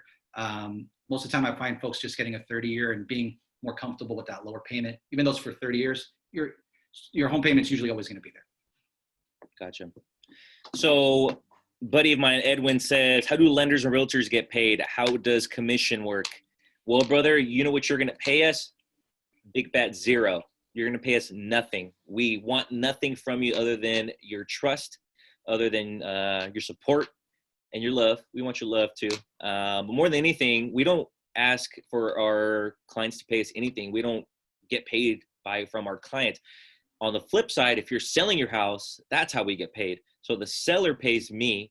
I get a % of the commission that the seller agrees to with that listing agent. Whoever lists their home, they put it on the MLS on what commission is going to be offered to us. Typically, we get paid 2.5% of that purchase price once the property closes. Ernesto gets paid by the lender, so you never, ever have to give us a thing. Although we love gifts and we appreciate them and all that good stuff, but we don't ever ask for our clients to give us anything. You don't have to worry about that. As from a buyer standpoint, our job is to ensure that we answer all your questions, we meet your financial goals, and ultimately get you the keys to your dream home. Your money is going to be spent on your home, not on us. So that's the short, quick, little fluffy answer to that one. But how do closing costs get negotiated? So closing costs are pretty much on the buyer. Buyers and sellers have their own closing costs. Sellers usually pay transfer fees and stuff like that through the cities and counties to transfer the ownership of the property. And buyers typically are going to pay their own closing costs that are associated with the purchase of the loan. They're going to pay the escrow and title fees. Typically in California, buyers take care of that. In the north, up here in Northern California, I know in Southern California it's a little different as far as how stuff's negotiated for. But ultimately, if you need a credit for closing, we can always work that into the price, or we can also negotiate that ahead of time as well, as far as getting closing costs covered or paid for. Even sometimes a lender has certain programs where they will offer to pay some closing costs, but there's also caveats to that, right, bro? I mean, not if you're getting some money now, you're going to be eventually paying for it in the future. Yeah, typically the way it works on the lender side is, so let's say we quote a rating scale, right? And depending on those 3 rates that we can quote you, if you go with the higher interest rate, which equates to a higher payment, the lender says, okay, you're going to go ahead and go with a higher payment over 30 years. We're going to be giving you $2,000 to assist with your purchase, or $3,000 to assist with your purchase. So there is a way of getting a closing cost assistance from the lender, but typically it's because you decide to go with a little bit of a higher interest rate. Sometimes there's a huge benefit to do that because you might not have the money today to buy the house, but it's definitely a huge benefit to get the house. So you're okay with going a little bit higher on the rate and the payment. And sometimes you're like, you know what? I'd rather stay with the lower payment. I don't really need any help. And that's okay as well. Mm-hmm. So in general, how do I figure out what my budget is for a home? Okay. Well, Nicole, that's definitely a lender question. The lender is going to tell you what you qualify for. And then what they'll do is they'll give you numbers based on that qualification price point. So then it'll be ultimately up to you if those numbers make sense. Like we touched on a little bit earlier, it doesn't mean you need to go out and buy that home and max out your budget. It just goes to show you that you can afford up to that amount, and that's what the lender is willing to let you borrow. And then from that standpoint, if the numbers make sense, then we go on. My job is to go out and find you a house that fits that budget. Anonymous question: insurance. We should consider money for taxes and incidentals we should keep in mind. Yeah, of course, you always need, that's why we recommended a little bit of a buffer and just having a little bit of money extra on the side, because insurance, Ernesto is actually going to pretty much give you guys an estimate on what insurance will be, and he's going to roll that into your payment. We're going to be talking about when they're running numbers, Ernesto's going to be talking about PITI. PITI is principal, interest, taxes, and insurance. So that's all going to be rolled up into one. We're going to get Ernesto, not me, but Ernesto is going to give you the numbers and let you know what all that crunches down to. And you're going to be able to see that and be able to evaluate it with Ernesto or any lender for that matter. But yeah, you definitely, interest in insurance is going to be involved in that conversation. So yes, you do have to keep that in mind. And it's a very important topic and aspect of buying a home. So let me just, sure, go ahead. Just add to that real quick. So to the prior question, the way that I personally do it is that I do what's called a pre-qualification. A pre-qualification is I send you a quick Excel spreadsheet and I say, look, fill in this information, and I can give you a very generic estimate.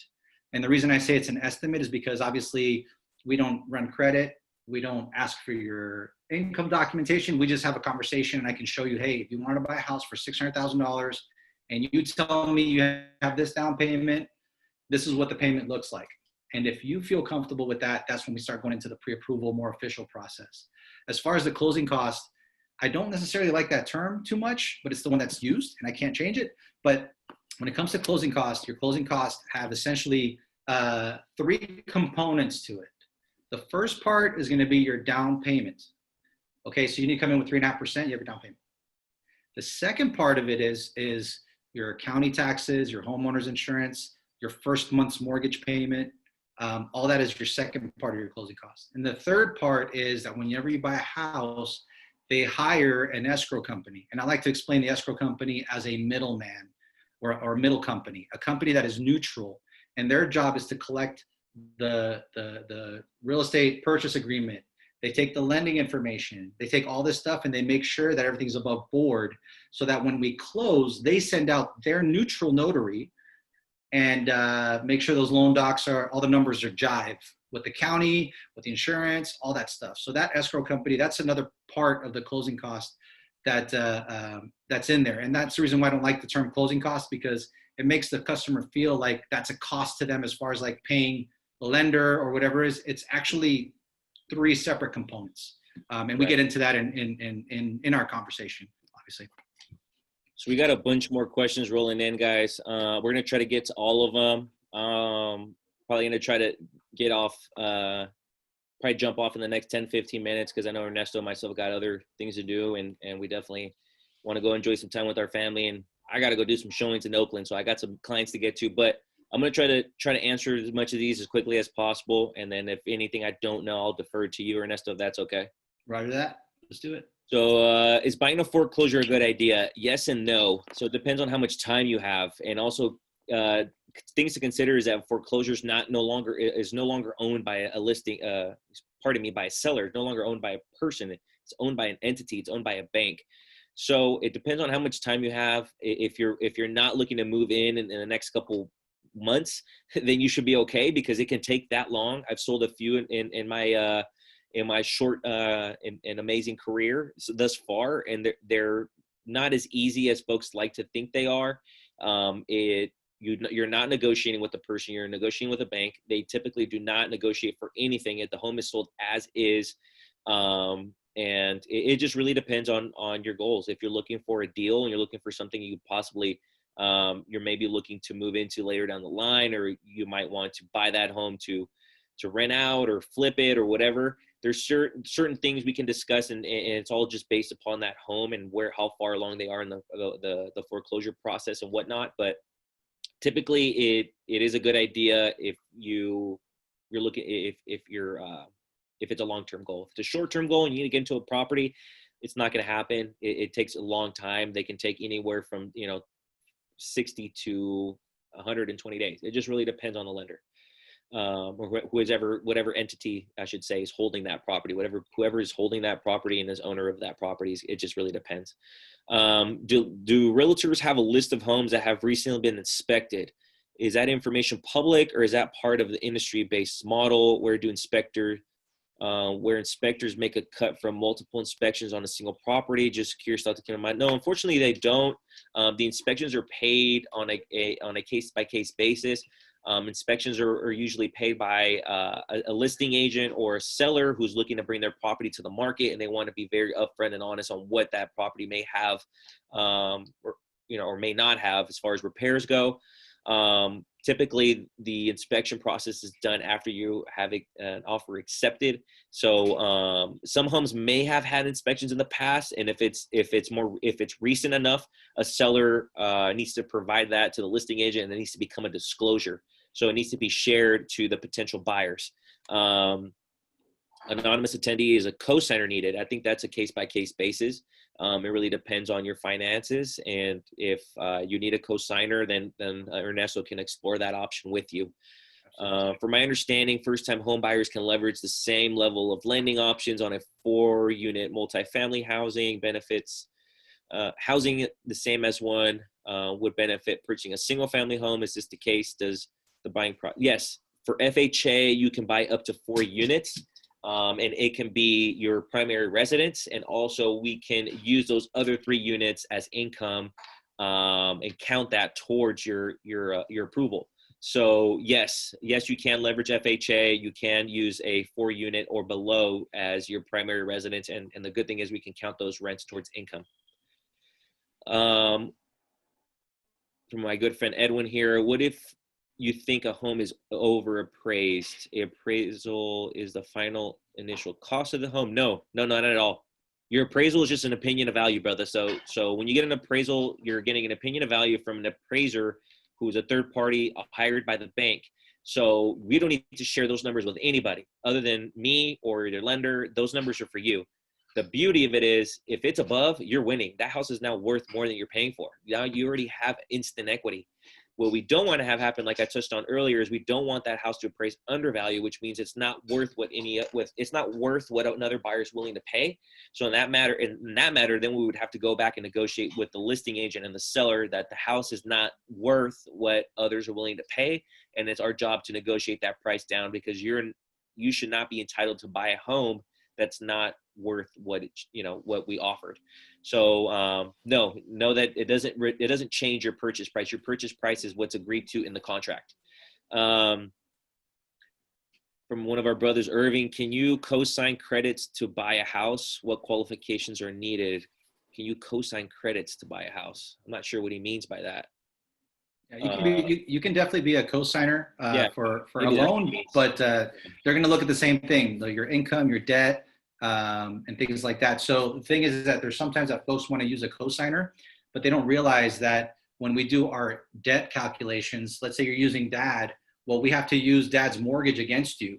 So you could, it's all circumstantial, and it's best to talk to someone in particular because it really depends on your personal situation. Correct. One of our brothers, Luis Preciado, says, what's the difference between a credit score and a FICO score? Same thing. Yeah, they just fancy names. It's the same exact thing. Yeah.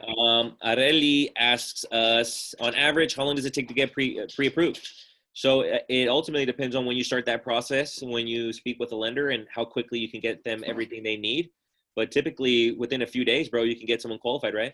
Yeah, I've gotten somebody qualified the same day, but they had everything I needed, which typically they don't, but they had everything. One of our brothers, Johnny Rodriguez, says, Ernesto mentioned down payment assistance programs will be paid over 30 years of buying a home. When does interest start to accrue? Well, if you're going through CalHFA, it's essentially a silent loan, brother. So it's sitting there as a silent. You never, ever have to pay interest on it. The only time, think of it as a fund that gets recycled. So essentially, they pull money out for you, and they give you money to essentially use as your down payment.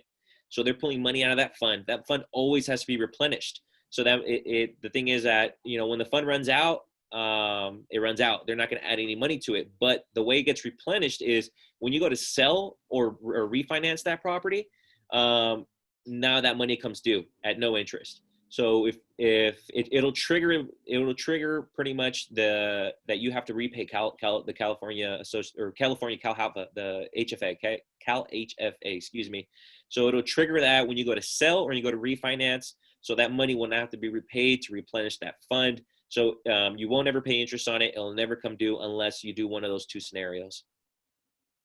Well, and just to clarify too, because I didn't make that comment, is CalHFA has different ways of structuring the down payment assistance program, whether it's just the down payment, the closing cost. So there may be a portion of it that might accumulate interest, but CalHFA in particular has no interest, is the general sense for that program. There are other programs that do charge simple interest versus compounded interest, which is a whole different conversation and ballgame. So one of our brothers is asking, what lenders would I recommend in the Central Coast? A lender doesn't have to be located where you live. As long as they're licensed in the state of California, they can help you. So I would say reach out to Ernesto. He can get the ball rolling for you. It's different for me since I'm licensed in California, but I'm not a member of that local association, so I'm not able to show houses. So I'm able to show houses throughout the East Bay, also throughout Solano County. I can pretty much show a majority of the homes in Northern California without any trouble.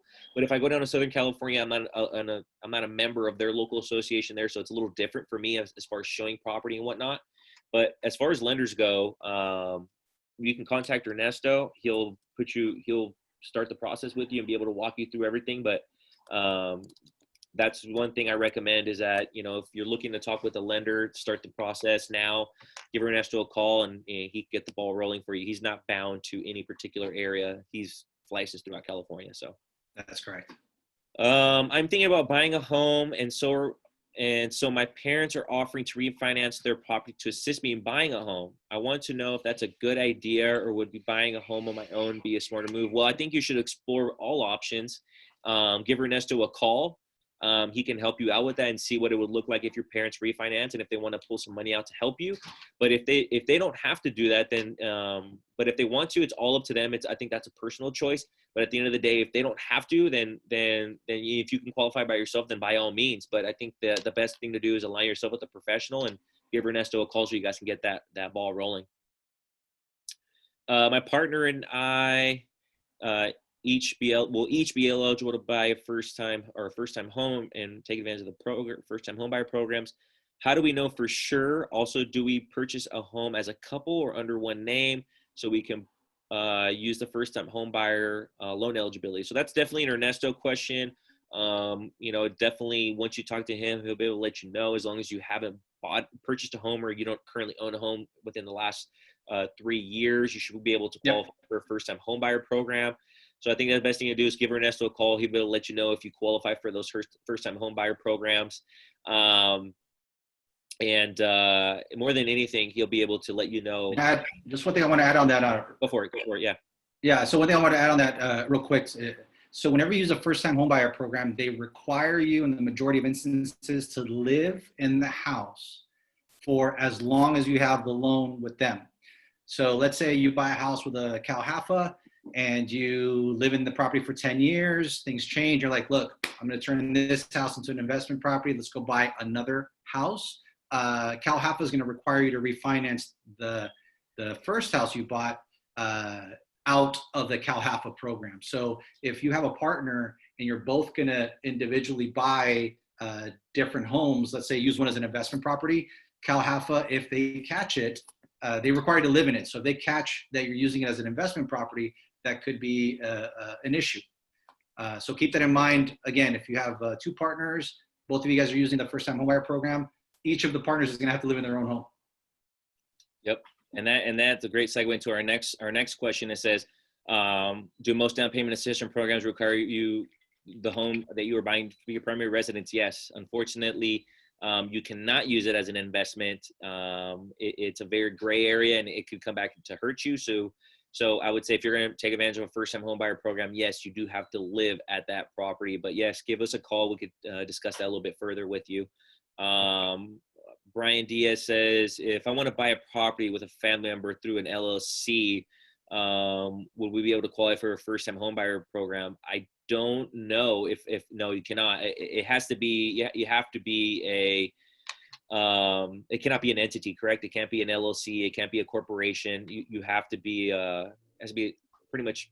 Because those programs are created for, to really foster folks to be able to buy homes. They were never intended for someone to structure an LLC, because that already shows that you're turning it into an investment property. And that's not what the intention was when the finance agency created it. So you cannot.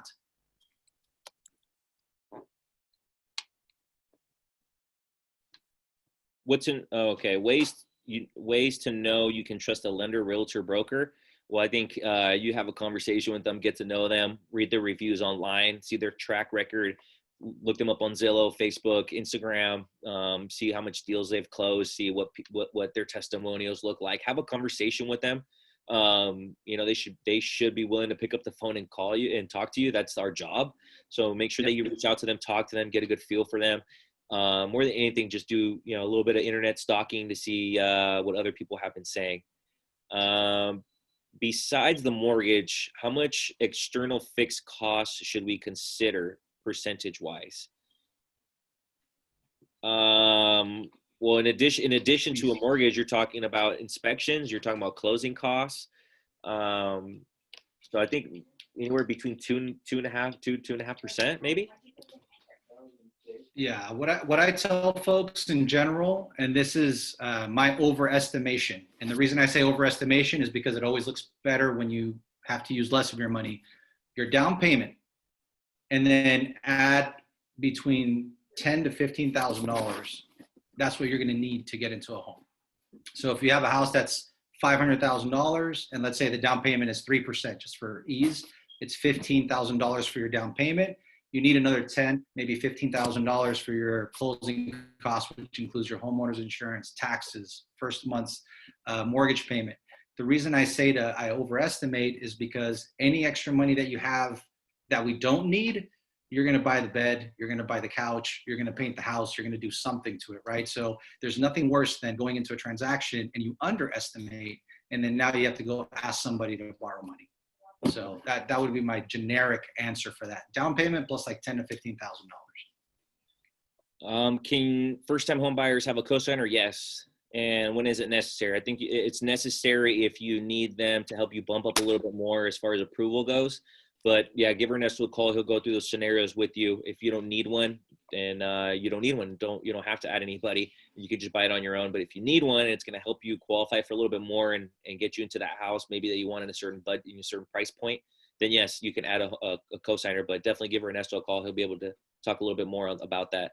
Are loans and programs specific on what types of property you're able to buy? Yes, single family and up to 4 units. If you're taking advantage of like first-time home buyers programs and stuff like that, FHA, Cal HFA, you can definitely go up to 4 units and below.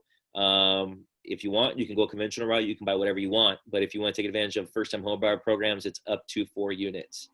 And again, those rents on those other units can be counted towards income as well. So what's the difference between a short-term loan? I think she's talking about 15 years versus a 30-year loan, and what's better? I think it just comes down to your financial goals and your needs, and what you feel comfortable with. A 15-year loan versus a 30-year loan is how those payments are spread out. We talked a little bit about it earlier, where rates are going to be a little bit better on 15 years because you're paying it quicker and versus a 30-year. But it ultimately comes down to it's more of a personal choice, right, bro? Yeah, that's correct. For sure, personal choice. All right, we're wrapping up these questions. We got a couple left. So, does getting a pre-approval lower your credit score since you are getting hard inquiries? I think don't go crazy and get a bunch of them. It'll dock it just a little bit, right, bro? If you're getting a few inquiries on your credit.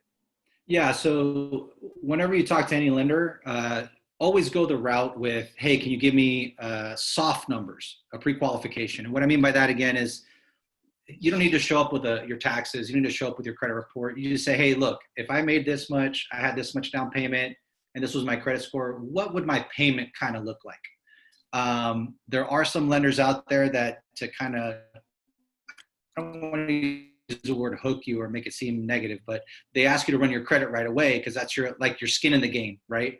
I don't go that route, particularly because I've done numbers and some folks are like, wow, maybe that payment's too much. I got to wait 6 months.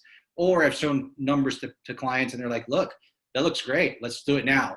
So, do not have your credit run right away. Take care of your credit, baby your credit. You will pull credit when it's like game time, when you're like ready and you understand what this purchase price based on your circumstances equals to as far as a payment you're comfortable.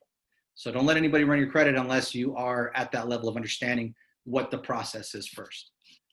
All right, so 4 more questions, and then we're gonna call it an evening. But thanks to everybody that's still hanging out. We still got a group on. We still got a little bit over 20 people still hanging out in here. So thanks you guys for sticking with us and helping to answer all your questions. So last 4 questions. How do collections affect approvals?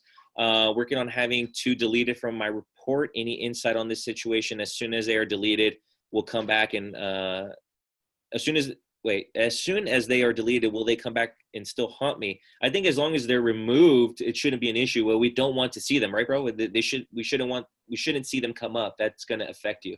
Right. So in the pre-approval process, the system will tell us, hey, you know what? Ricky has these 3 collections and we want him to pay that off.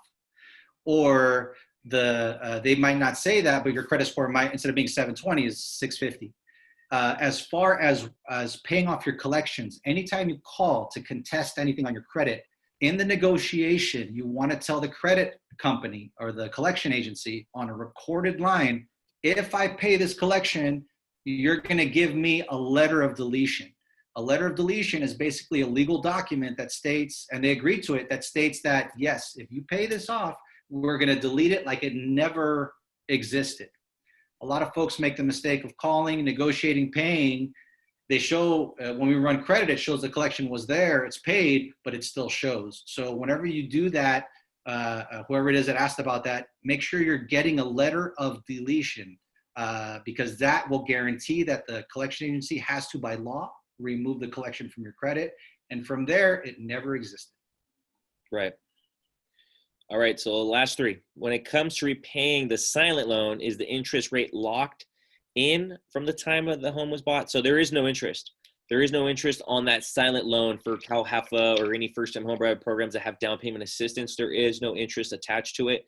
It's essentially interest-free, silent. It's on the back end. You're not, technically you're not going to see it, But the only time you're going to have to deal with it is if you go to refinance or purchase another home. So which means if you're going to sell this home to buy something else, that money is going to come due. If you refinance, that money is going to come due, but you're never going to pay a dime on it. That it's essentially free money for the time that you need it, and then that money will go to use go back to the fund for another family to use. Last two. So what are the three components of closing costs? You want to take that one, bro? Yes. So part one is your down payment. So you're going to need, let's say the basic most used loan, which is FHA, is 3.5%. So you take your loan amount times 3.5%, and that's what you need for your down payment. That's part one. Part two is going to be what I call the administrative cost.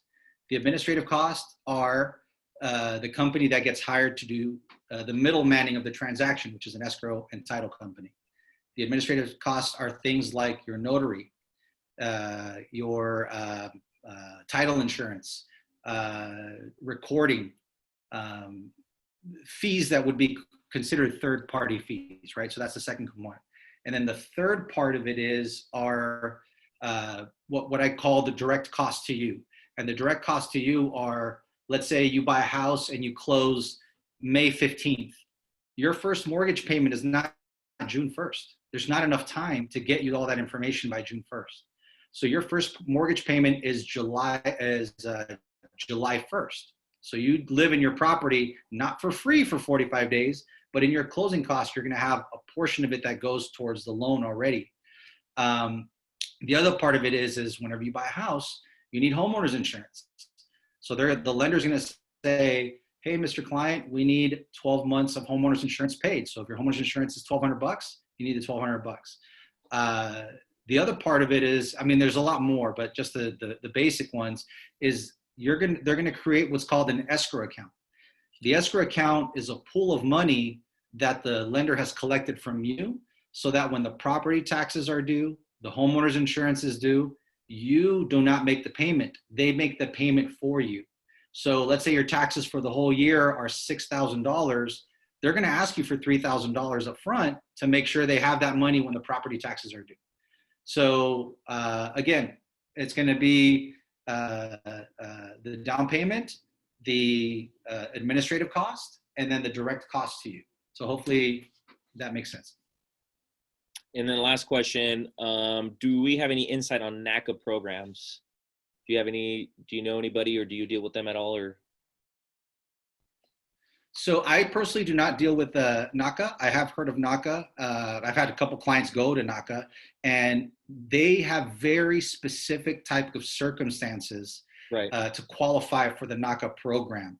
Right. They lend their own money, and I think they lend whatever their fund has available. Sometimes, I think one that I got exposed to up in Wasco, Lost Hills area, they only NACA was only lending to 20 qualified buyers for that quarter.